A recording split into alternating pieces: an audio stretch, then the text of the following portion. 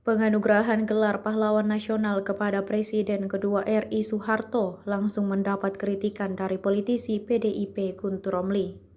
Dalam keterangan resmi yang dikutip dari Tribun News Selasa 11 November 2025, Guntur mengungkap seharusnya negara menagih ganti rugi triliunan kepada Soeharto dan ahli warisnya. Menurutnya, dosa besar Soeharto justru banyak terjadi di eranya, mulai dari dugaan korupsi, kolusi, dan nepotisme hingga dugaan pelanggaran HAM berat.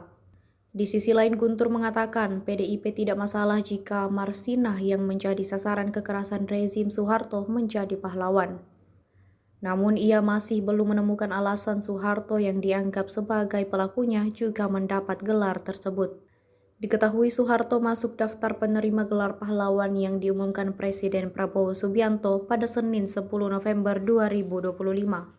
Narator di istana menyinggung jasa Soeharto sebagai komandan BKR Yogyakarta serta memimpin pelucutan senjata Jepang. Gelar itu diberikan Presiden Prabowo kepada ahli waris Soeharto, Tutut Soeharto, dan Bambang Trihadmojo. Selain Soeharto, ada 9 tokoh lain yang juga mendapat gelar pahlawan seperti Presiden keempat RI Abdurrahman Wahid atau Gus Dur hingga Jenderal TNI Purn atau Sarwo Adi Wibowo. Aku kok ngelihat negara ini semakin aneh ya, semakin gak ngerti. Orang seperti Soeharto yang sudah ditetapkan oleh Mahkamah Agung harus membayar ganti rugi 4,4 triliun karena terbukti korupsi melalui Yayasan Super Semar. 4,4 triliun harus diganti oleh Soeharto dan ahli warisnya ke negara, kok malah mau dikasih gelar pahlawan, pahlawan nasional lagi. Dan itu baru dari satu yayasan Soeharto. Padahal Soeharto dan keluarganya punya ratusan yayasan. Dari satu yayasan saja harus mengganti rugi 4,4 triliun. Gimana dengan yayasan-yayasan yang lain?